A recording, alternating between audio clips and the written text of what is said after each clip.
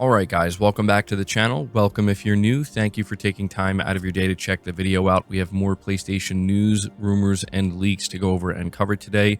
And we are starting with a new PlayStation 5 system update that seems to have improved some PS5 Pro Enhanced games. This is being reported by PlayStation Lifestyle.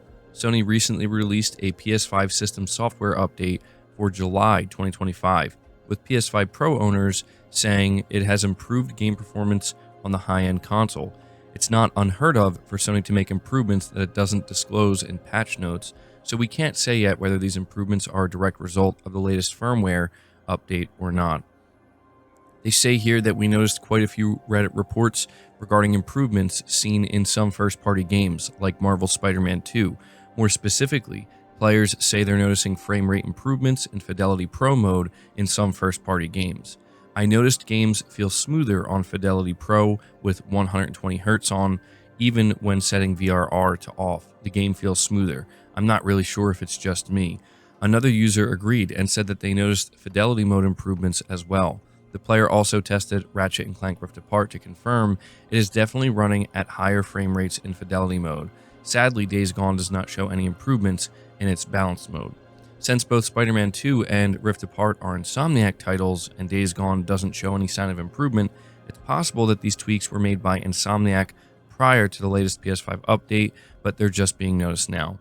So this is something that we do want to keep an eye on because it has yet to be confirmed whether or not this is directly due to the latest system update or if it's something that's just specific to a couple of Insomniac games. But yeah, I do want to throw into this that we did get a big update for Cyberpunk 2077 recently, and it has been confirmed that even though there is no specific PS5 Pro enhancement, players are noticing that it can go above 60 frames per second now on the PS5 Pro, and it actually hovers around the 80 frames per second mark for that game. I don't think that has anything to do with this latest update. I think that is specific to Cyberpunk. But nonetheless, these are some interesting findings, and I just wanted to present them to you. So let me know if you've noticed any difference in any of the games you've been playing since this new PS5 system software update released. Moving on from that, we have some interesting leaks regarding next-gen consoles. And what's interesting about this is it's originally being reported that we may be looking at something for both the PlayStation 6 and the next-generation Xbox, but some people are thinking that what we're looking at here may actually just be for the next generation Xbox and not the PlayStation 6. It says here, being reported by WCCF Tech, the PlayStation 6 or next generation Xbox APU may have been revealed, alongside the first details on CPU core configuration and memory bus.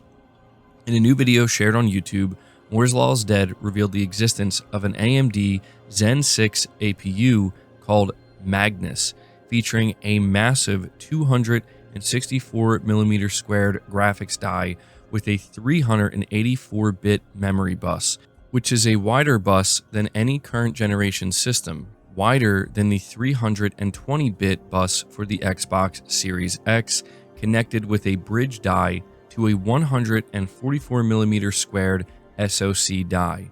This big square design isn't the only interesting thing about the Magnus APU, as the 11 CPU cores configuration featuring 3 Zen 6, 8 Zen 6C cores is equally unusual.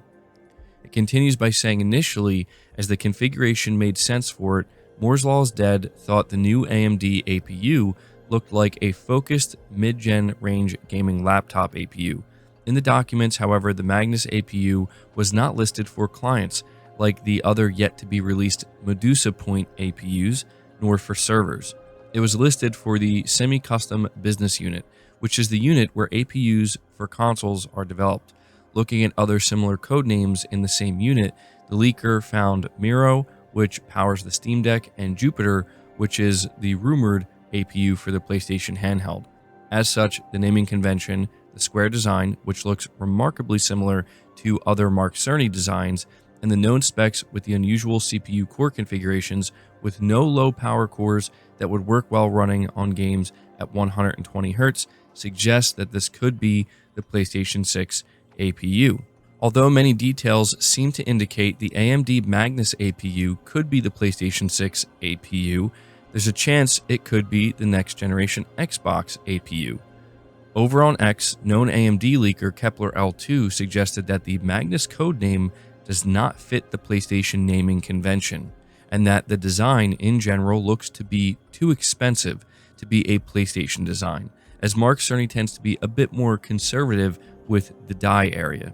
Given how the Xbox Series X has a wider memory bus than the PlayStation 5, the 384-bit bus could be another strong indication that the Magnus APU is the APU for the next-gen Xbox system. The leaker also added that the Magnus APU will support 80 compute units. So I know that that was a bit complex and a lot of technical talk, so I'm going to try to just basically simplify what's going on here.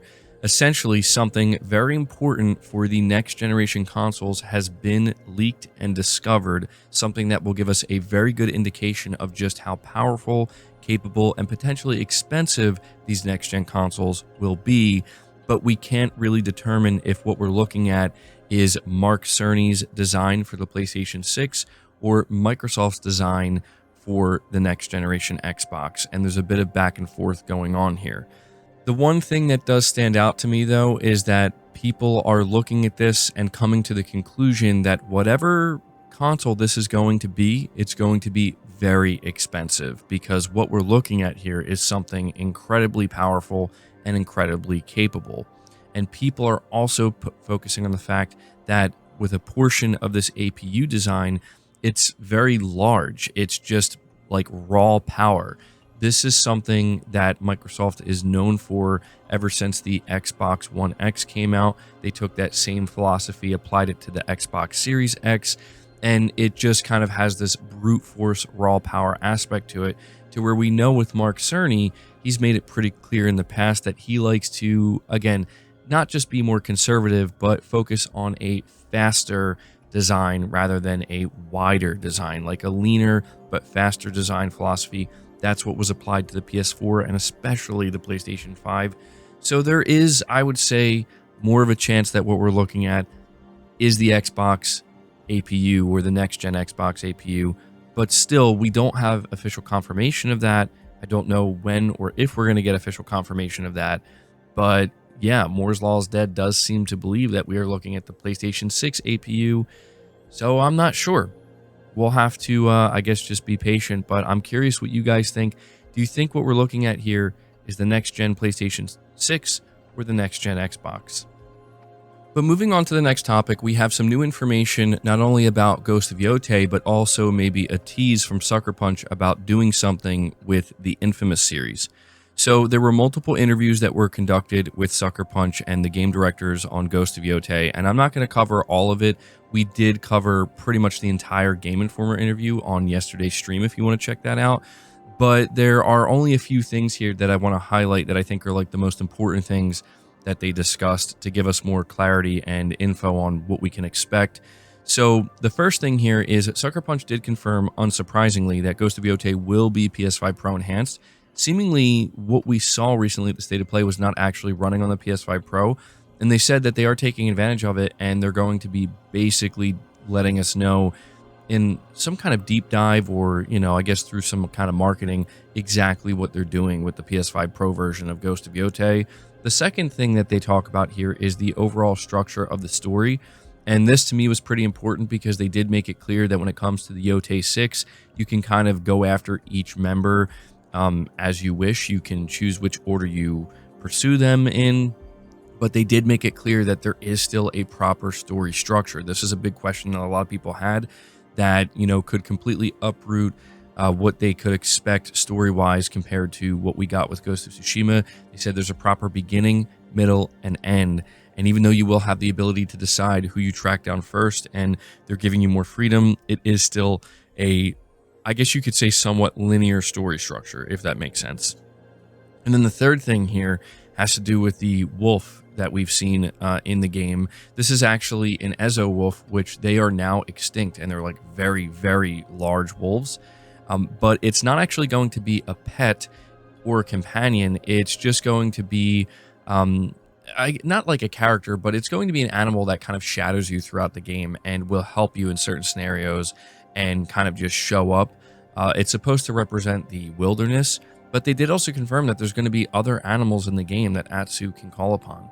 So these were just like 3 things that I thought were worth pointing out. A lot of what they talked about in the interviews were just kind of rehashing what we already knew and just putting that info out there once again. But they did talk about Infamous, and this actually came at the end of the Game Informer interview. And the thing that I want to highlight here is that these types of interviews have to go through Sony's PR machine before they're allowed to go out to the public. So the question that Game Informer asked was greenlit by Sony's PR, and the answer that I believe it was Nate Fox gave was also greenlit by Sony PR. So Game Informer basically asked if they would be interested in returning to the Infamous series or maybe doing a trilogy re-release of some kind. And Nate Fox answered by saying, quote, "I would love to work on more Infamous. I would love to see a trilogy re-release, but Sucker Punch is a one game at a time shop. And right now we are very focused on finishing Ghost of Yotei," end quote.